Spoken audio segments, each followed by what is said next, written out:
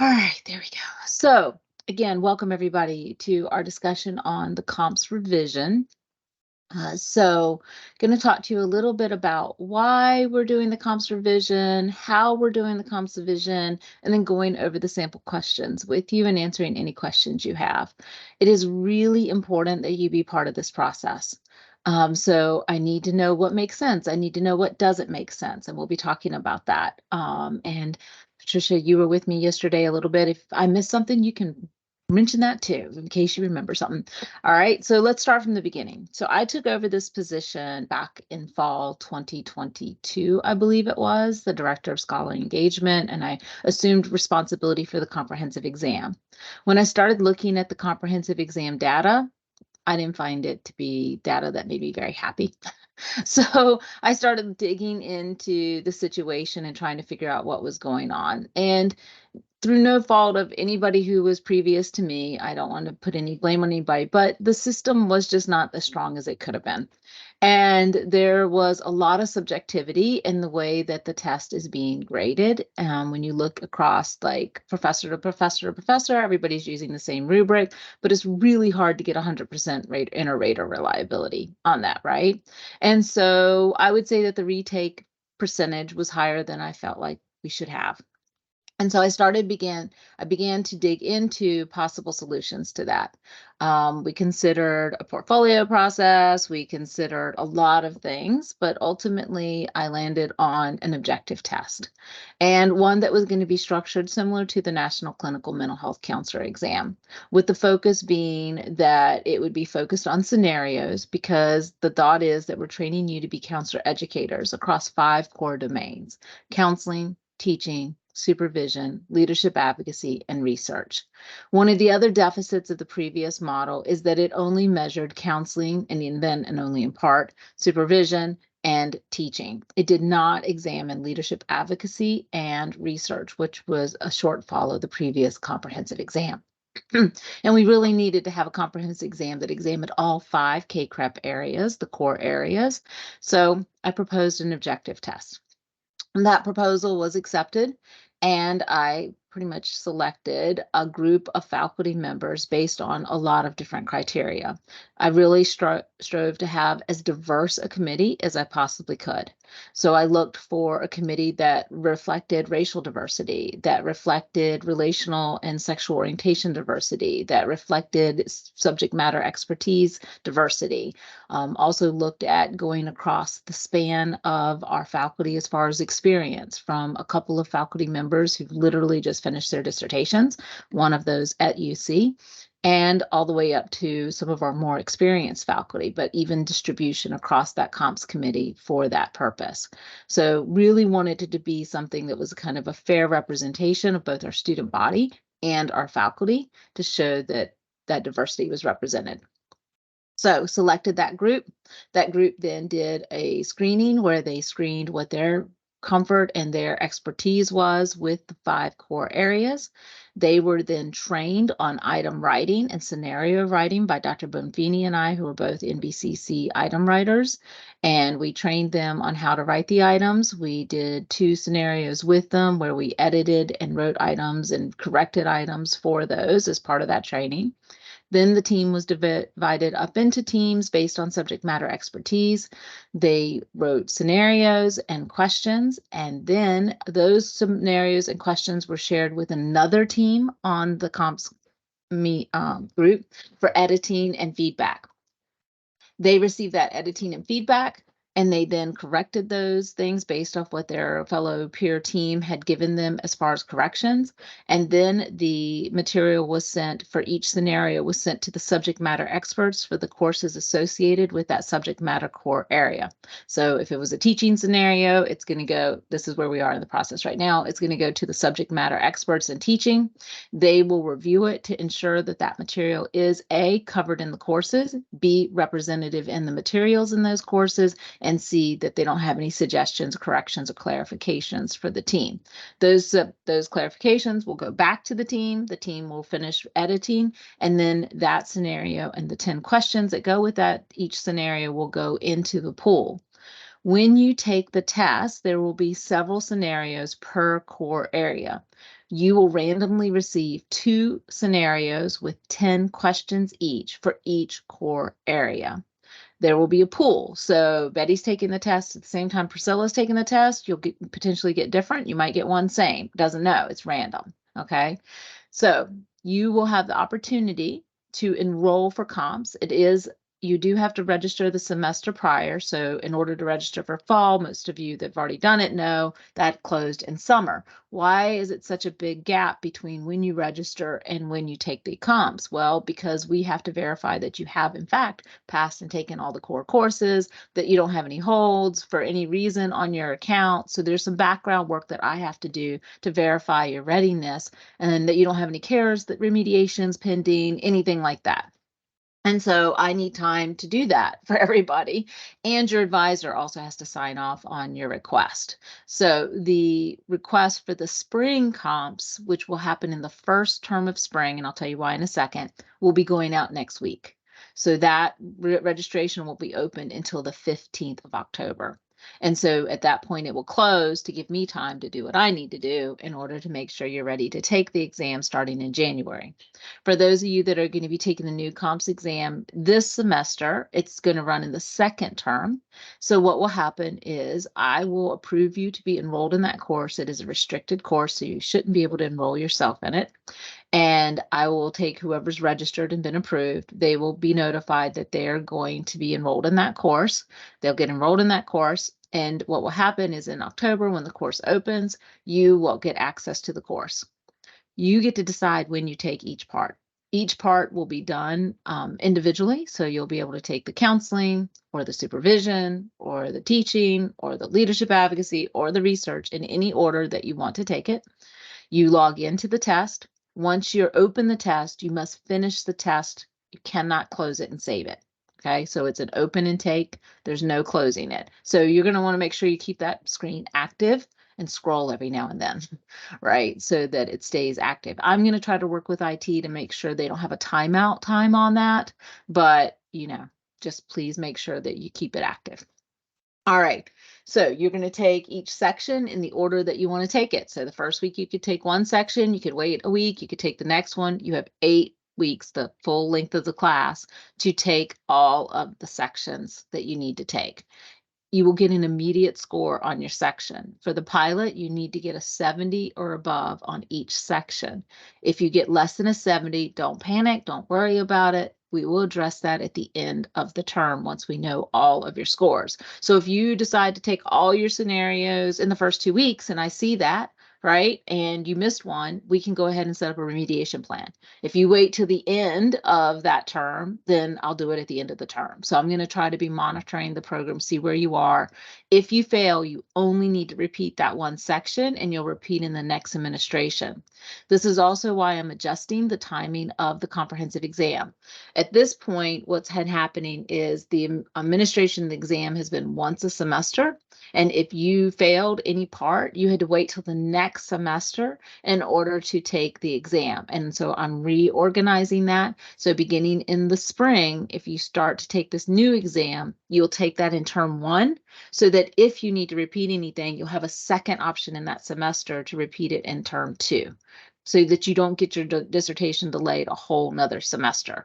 So I hope for some of you that have been talking to me, you can see I'm using your input, I'm using your feedback. I'm really trying to take seriously the feedback that I've been getting and trying to adjust and adapt to some of the concerns that have been brought up.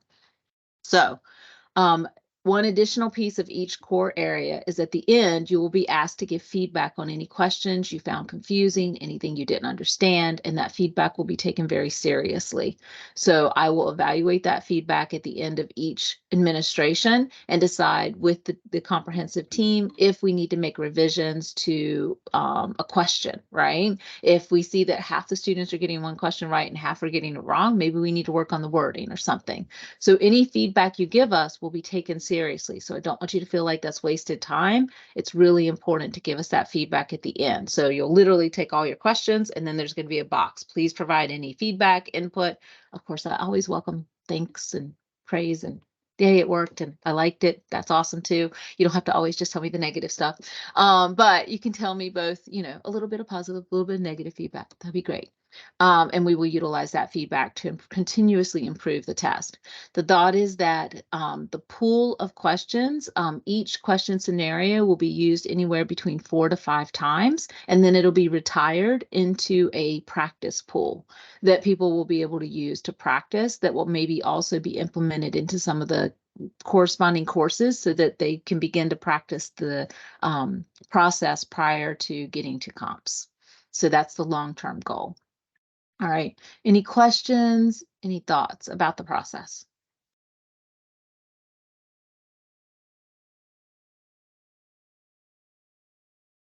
The passing school. Oh, go ahead, Norman. Go ahead. So it's 3 or no? It's 5 sections. How many? 5? 5 scenarios, because you have 5 core areas from K-CREP.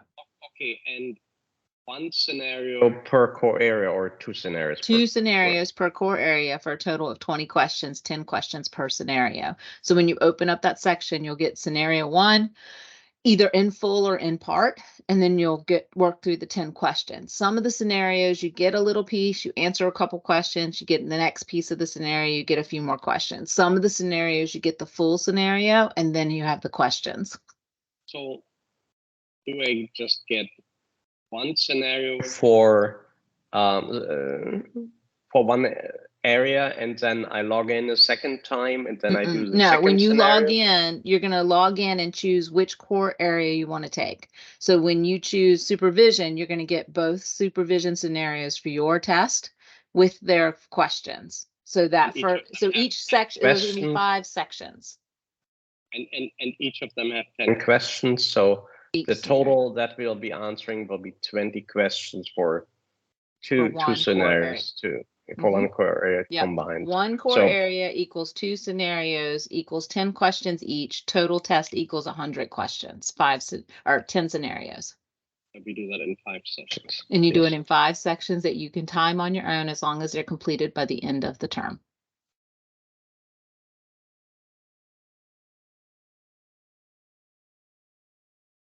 Other questions, thoughts, comments?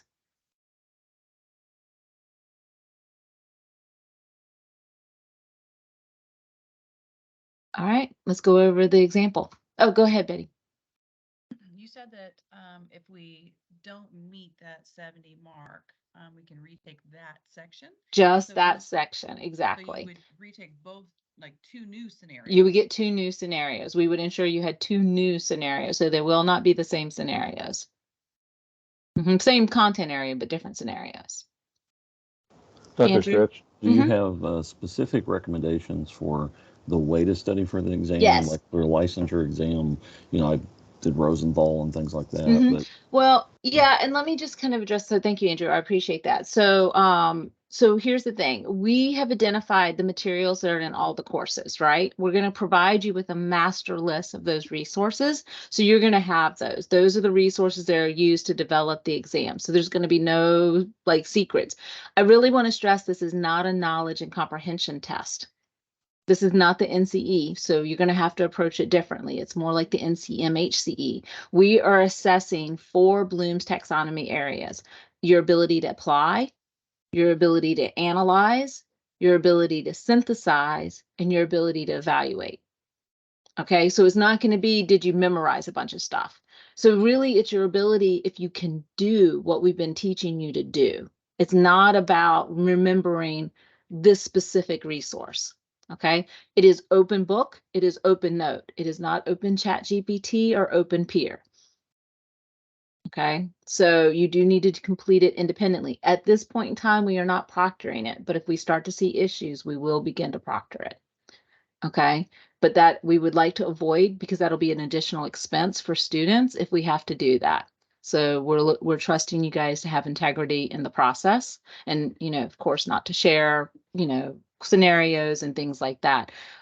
We have had some reports of previous exams being shared, and so if that starts to come out again that's happening, then we'll have to start proctoring and lock it down. But we are trying to avoid that expense if at all possible. So we're hoping that you can maintain the integrity of the test. The other thing is that besides me and the director of the CES program, no faculty member will have access to the full test.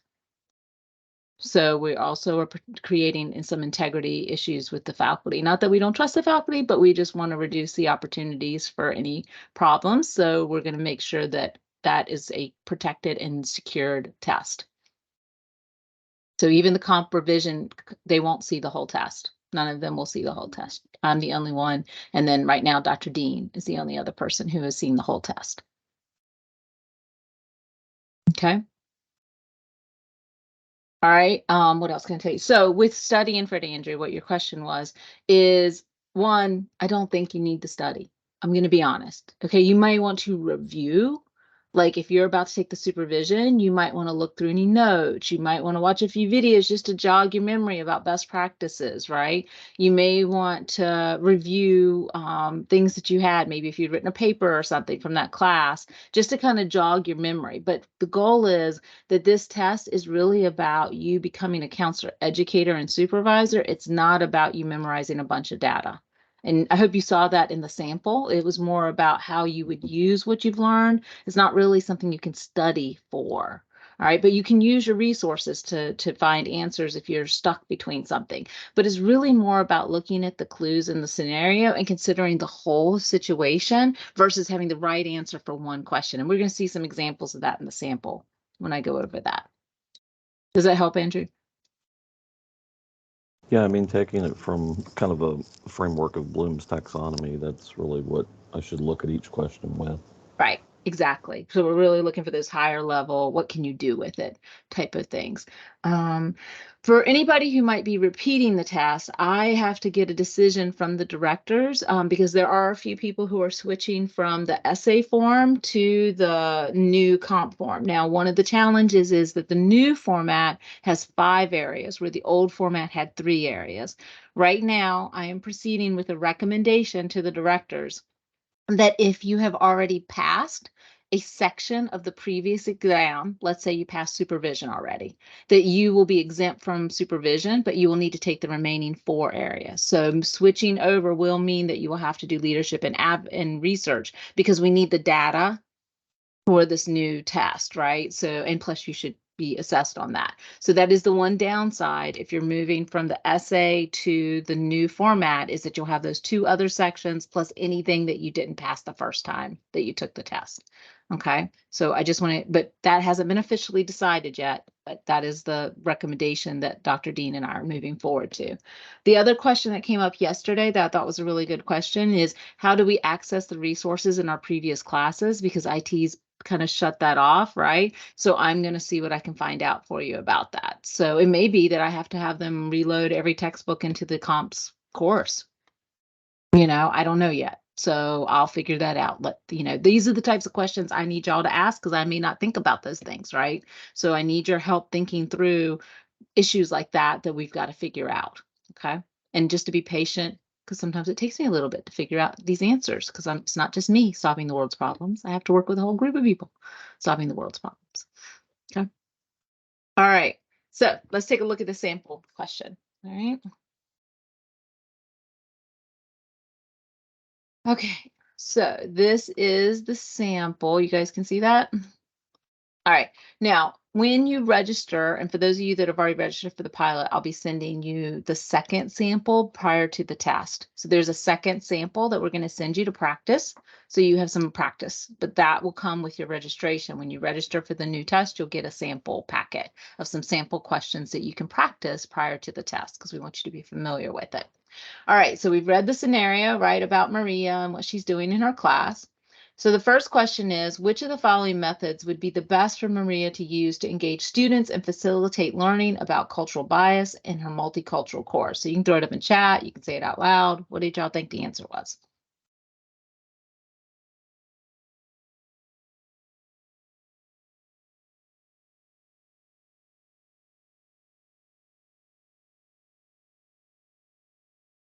Any guesses?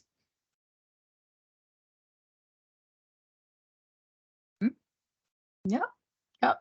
I would agree. C. So C is the correct answer. And, you know, sometimes people struggle between B and C, but in this case, C, because we're really trying to engage the students and facilitate learning about cultural biases.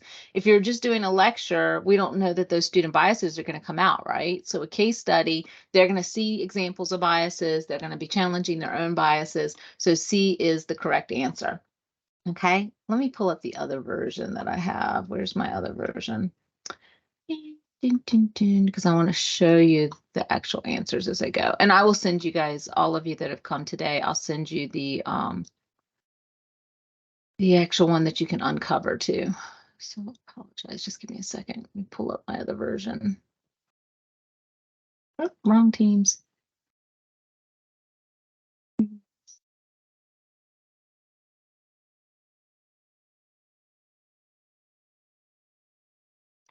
So let's look at this one. Okay. So let me make this bigger. All right, and what you'll also notice is that on the samples, every question on the comp is connected to a Bloom's taxonomy. Okay, so the committee is doing that. They also are identifying what area it's covering, and then they give the correct answer and the K-CRIP standard that was covered, so that we're cross-referencing all of the exam. Not only are we cross-referencing it with 2016 standards, we're also cross-referencing it with the 2024 standards so that we're ready to move into those standards as well. Okay.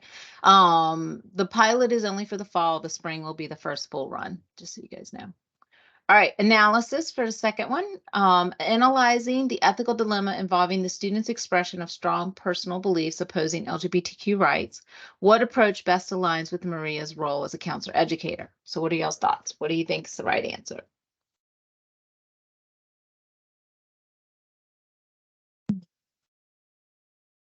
Yeah, this one goes between these two. These are the two that people go with. All right. And so most people are going B, and that would be the correct answer. B would be the correct answer. C is not the correct answer because we no longer can refer students to personal counseling. It's considered a violation of autonomy in choosing to go to counseling. So that's why that would be wrong. But that is a very common one that people immediately think of in remediation. Oh, we need to send this person to counseling. I hear it all the time in remediation meetings. Right? And I'm like, you can't do that. That's unethical, right? And here's why it's unethical, because we're taking away that person's autonomy to decide whether they're going to be in counseling or not. So this is where you would apply, right, the ethical standards that you want to always keep that ethical code, like the ACA and the NBCC code, close at hand, so you can be examining, okay, is this going to be a violation of that? All right, let's go to question 3. When considering the situation with the student who shared a counseling session involving cultural misunderstandings, how can Maria address the situation utilizing best practices while promoting cultural sensitivity and ethical effectiveness? And this one had a lot of discussion last night. So what do y'all think? There's usually two that people vacillate between. And Allie, you hit one of them. Was there a different answer? Did anybody else have a different answer? Okay, Angela and Andrew are saying B. Now, the key here is to make sure that you're revisiting the scenario, okay? Because I think that a lot of people forget based on the scenario. Let's go back to the scenario. The student shares a personal story about how the student's own counseling session where cultural misunderstandings arose. So the student was the client in that situation.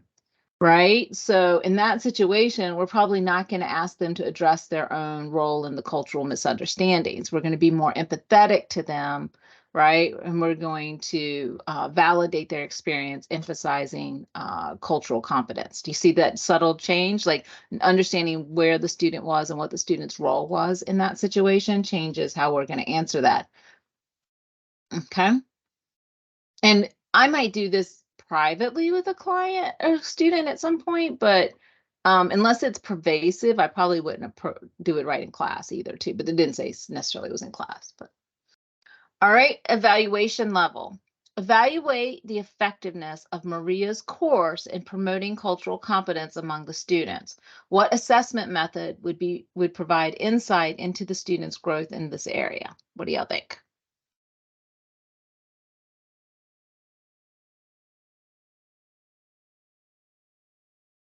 See, good. Glad you did it. I appreciate your answer, Priscilla. I love that you put C. That's awesome. Okay. All right. Now, here's the key here. A couple of things. 2 things to pay attention to. Effectiveness of Maria's course. So we're not talking about the students' growth, right? Right. So that's one of the things. The other thing is because we're trying to assess growth, we have to have a pre and a post. We can't assess growth with just an objective. If we had 2 objective measures, maybe, right? But we need that pre and post to see the growth. Now, we did have a lot of discussions about this question in the faculty because with multicultural counseling courses in particular, typically when you do a pre and a post, you actually see a decline in competency because they become aware of what they don't know. So we had some conversations about that because it is growth, and it's kind of interesting. In multicultural, growth is by actually seeing the scores go down because then they're like, oh, I don't know what I know type of thing, right? So, but in that situation, you have to pay attention to what you're evaluating. Are you evaluating the students or are you evaluating the course? But I'm glad you guys are taking the risk and putting out different answers because it helps us see why and how you'd make the difference decisions. Applying the concept of ethical responsibility in counselor education, what is one of Maria's primary roles? So what's her primary role with ethical responsibilities?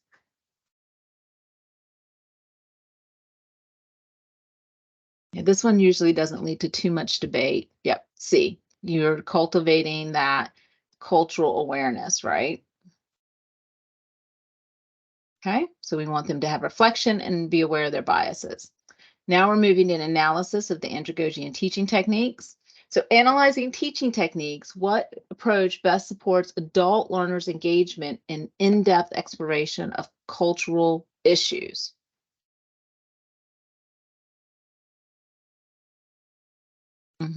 Yep. So again, the case studies are going to be a deeper understanding of it, right? I would consider lecture kind of a middle part, and rote's just going to be knowledge, very basic, right? Type of thing. And then, of course, we really don't want assignments without too much interaction. Okay. All right. Number 7. Combine universal design principles with Maria's multicultural counseling course. That's not even a full sentence, sort of. How can she ensure that the course materials and methods are accessible to all students with diverse learning needs?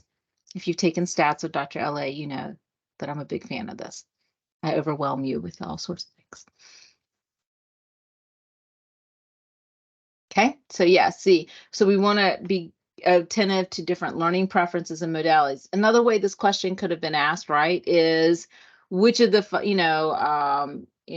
which of the following list of course materials would reflect course materials that are and methods that are accessible? And maybe we'd have like an oral presentation or like an oral lecture with a written article and maybe an interactive activity or something like that, where you see the different modalities.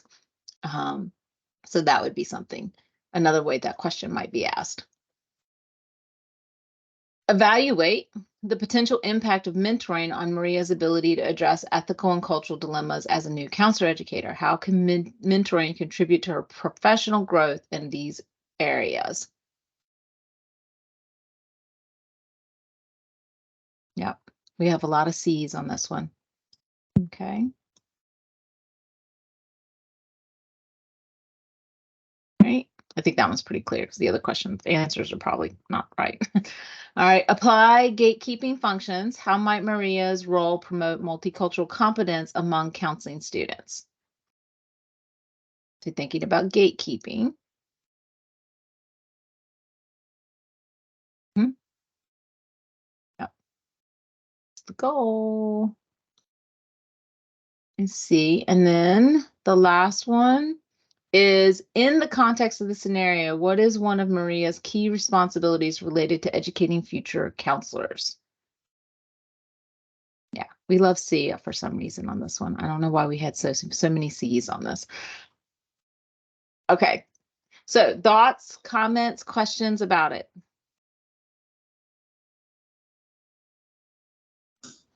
I really liked it. I think it was really insightful. I found myself looking back at the scenario, so it did really, the questions really did help where we're using the Bloom's taxonomy, because that made me actually think of that specific. Like there were those questions that you said, we're not evaluating the student, it's more of the professor here. And so it was really helpful to see that like in the topic per se, and then go back and read it with a different perspective, because I do think that makes you it sticks better to me. And it's my learning style very much to read, okay, this is this topic, so let's go back and find exactly that. Quick thing, that it won't show you the blooms on the test, right? But you need to know it's going to be in those 4 blooms areas. So all of them will be, so it won't be labeled which one. We are doing that in the background, but it won't be on every one of the questions. So think about that. What about the practice questions? Will they be similar? So yeah, the practice questions are going to look just like this. That'll be helpful as well in terms of just to get you to think about it, right? Yeah, exactly.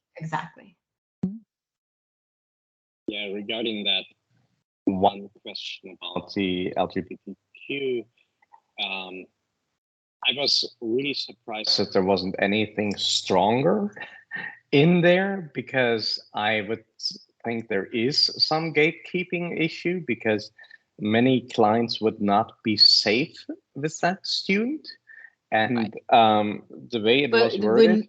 Usually a multicultural course is usually early in a student's program. So that's usually where we flag students for concerns. We're not going to have like a pretty strong gatekeeping thing. We're going to give them opportunities to adjust prior to getting, I would say, harsh with them, Norman, right? Right, but that's where I would have probably expected a stronger opportunity to adjust, because just maintain a respectful and inclusive environment while respecting freedom of expression could pretty much mean, well, everybody can express their intolerant beliefs really openly, and people just can just rip into each other. Right, but in the multicultural course, we want people to express different perspectives, and we're going to use things like Socratic method and things like that to try to get them to come to the conclusion that this isn't right. We're going to work with them. We're not going to let them infringe on other students, though, and so it's like you have to find that balance as an instructor. It's probably one of the more challenging things, like how can you respect, because you can have personal values. What do you choose to do with them professionally? And that's where it gets very icky and sticky for counselor educators, right? Because I can't tell you, you can't have this personal value and be a counselor. I can say you can't have this personal value and bring it into the counseling relationship. That's different. Right, and that's where I find these type of questions are really about trying to trick us a little bit. Well, it's not trick. I mean, this is real life. Like, these are things that you're going to face as a counselor educator. How do you walk that line? So it's not, I mean, I've dealt with this in numerous classes that I've taught. And so it's really about that. And I wrote that down about the autonomy, so that we cannot refer to personal counseling. And is there any time in the process where we could suggest personal counseling, or is it just not in that kind? No, so you can't review. You cannot refer for person. You can say you may want to consider, but you can't require personal counseling. Okay, really, it's about the wording and the refer. Yeah. And everything. And in terms of the wording in question 3, I hear that this was about who shared a counseling session involving cultural misunderstandings. It would have personally helped me if the wording would have been a little bit clearer, indicating that it was the student's session where the student was the client, because frankly, in my mind, I went back and forth a few times. Was this something where the student was a counselor or the client? And so we said student's own counseling session where the cultural misunderstanding would have made it absolutely clearer for me. And I think I would have answered differently based on that knowledge. And I went a few times back and forth in my mind on this one. Okay. Yeah. So with that one, we would just say, who shared one of their own counseling sessions involving, then that would have reinforced it. One of their own, well, they still could have been the counselor. But remember, they're in multicultural counseling, so they shouldn't be counselors yet. So this is also kind of knowing how counseling students develop. Multicultural is usually an early course. They wouldn't be in practicum yet. Yeah, not in practicum yet. Okay. Okay. So that's also having that's where you're bringing in all the different pieces of your knowledge, right? Multicultural is one of your core courses that in most situations you would be taking well before practicum. Yeah, I think I took it right before practicum. Yeah, so think about that as you're taking the test. Like if we give you a class, like in general, when is this going to be happening, right? If I'm going to have different expectations for somebody who say is in multicultural versus somebody who's in practicum. Because they should be at the end of their second, third year or so, when they're doing that. So it's bringing in all that knowledge that you've been gathering about how counselor education works. Other thoughts, questions, comments? So just to make sure I'm conceptualizing the test correctly. So I'm going in and this is one of the teaching scenarios, and I take this and then I take another scenario, ask all the questions, and my goal is to get at least 70% or more correct of that module, if you will. Yes. Okay. That core area. Right. Absolutely. And once you're done with that, you're done. Or you can just sit there and take all 5 back to back if you want. Right. You get to decide. Betty's like, no, thank you. But you get to decide how you do it. But the course as such is not graded. Like it's not part of the GPA. It's either pass or fail. Or is this like graded where we come out with a grade? Oh no, the non-credit course, it's pass or fail. Yeah, but the thing is you're going to pass or fail each section, right? So if you fail any section, you'll have to repeat the course for that section. So you'll get re-enrolled in it to just take that section again. So if you, let's say, worst case, right? You take all 5 and you don't pass supervision and leadership and advocacy, then the next semester you're going to be or next term, you're going to be re-enrolled in the comp for supervision and for leadership and advocacy. And those are the only 2 tests that you'll see in your course when you go in, because I can do something called adaptive release. So I can release specific sections to you so that you would only see those sections in that course. And there's no class we're attending that we're showing up for. It's just called a course, but it's right. not. I will have some practice questions in there, and I will have a tutorial in there for you, and probably some of the resources, because I don't know how else we're going to do that, right? But you get to come and go in that class as you need to. Okay. I'll post reminders. Hey, if you haven't taken at least 2 of your modules by this point, you're probably behind the ball. Get on it. Right. And then I'll start, reaching out to people individually, like, okay, don't wait to take all 5 in the last semester or last week. Okay. Don't do that. Dr. LA, for the research part of it, what will that part look like? So I'm writing one of those, and so is Dr. Bonfini. So we're looking at that. So think about research ethics, IRB process, choosing the right research design for a study, choosing the right analysis for the research study that you've chosen, being able to select an appropriate purpose statement for that, study, things like that.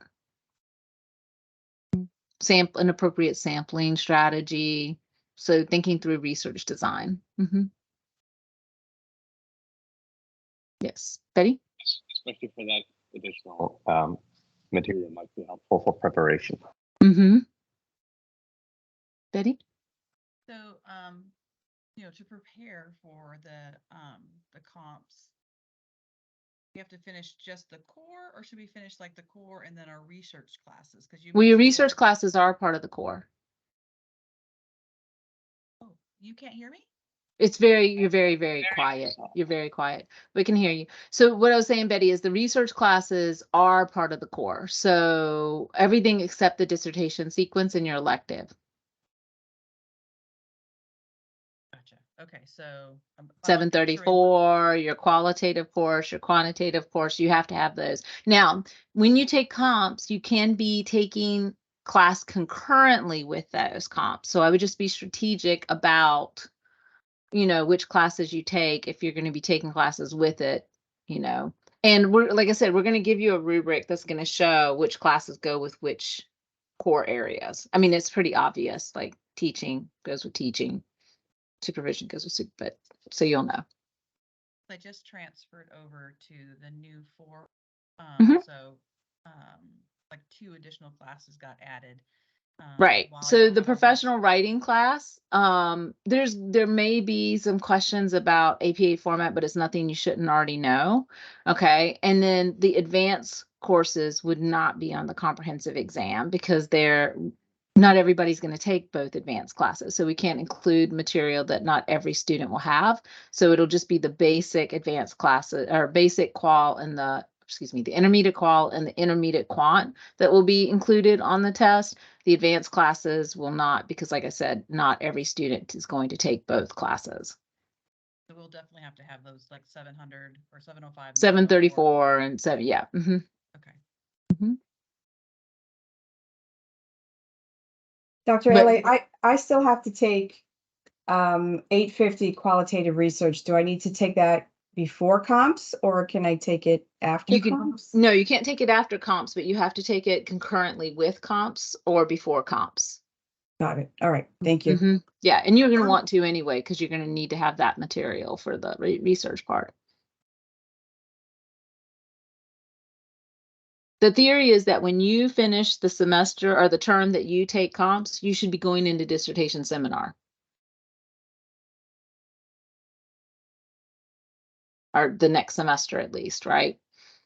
Very next. So you should be, ideally you would take all your classes and be doing, your internship or one of your electives or something while you're doing comps. Then you have everything already done. But on that note, Dr. Stretch, so like because I understand what you were saying about like changing the time frame in the semester. So like moving forward, it'll be like the first bi term, so that if God forbid you don't pass the part, you have the second bi term to do it. Yes. But in like let's say in my particular case, okay, hopefully doing this second bi term of this semester. If there were a section that I did not pass, then I wouldn't be able to register for dissertation seminar in the spring because I would still need to retake that second or Right. that whatever part, right? So then it Yeah. would still be pushed until the summer. It would be, and that's just Right. because of the pilot, right? Okay. Because then Right. it takes us a semester to get it adjusted. Yeah. Right. Got it. Mhm. Okay. Thank you, Andrew. All right, I will stay on if anybody has any other questions. I hope this was helpful. One last Thank question. you. Dr. LA, you mentioned that it was going to be a 70% pass rate. Is that what it's going to always be? It may go up once we have enough data, but not for the fall or spring, because we won't have enough data yet to adjust the, because we're going to be weighting the questions based off how you guys do. So it'll actually eventually become a formula where there'll be some easy questions, some middle questions, some harder questions, and we'll try to balance the test accordingly. Got it. All right. Thank you. Yeah. All right. Well, thank you. Yes, dissertation, all your dissertation classes are a full semester. Which I'm in charge of that too. So if you have any questions, I can answer that one as well. Go ahead, Betty. So, and this may not be the appropriate time to ask this question, but I'm in qualitative now. Like I did quant with you last term. Yes, hallelujah. Didn't think I was going to. I'm in qualitative now. And you and I had kind of talked about my dissertation, like where I'm headed with it. And after being in qualitative, it sounds like it might be better as the mixed methods, like having a little. No, you don't want to do that. We don't. Yeah, no, we do not. I mean, if you absolutely positively 100% want to do it, you could talk to Dr. Lyons about it, but he usually says no because you're basically doing 2 dissertations. And so don't do that to yourself, right? Just choose one or the other for the dissertation. You can do the second half as part of your own personal research once you finish. But like I always say, when people say they want to do mixed methods, are you planning on graduating? At some point, yes. Yes. Yes. Okay. Okay. Yeah. Okay. Any other questions? Well, thanks for spending Saturday morning with me. I hope you all have a wonderful weekend and that this new process seems like it's an appropriate process and that you feel like it's truly assessing where you are and helping you demonstrate your readiness. Okay? All Thank right. you. Thank you. Take care. Thank you. I have one more question. Sure. I've got the little sheet printed out with the new classes. Yes, the program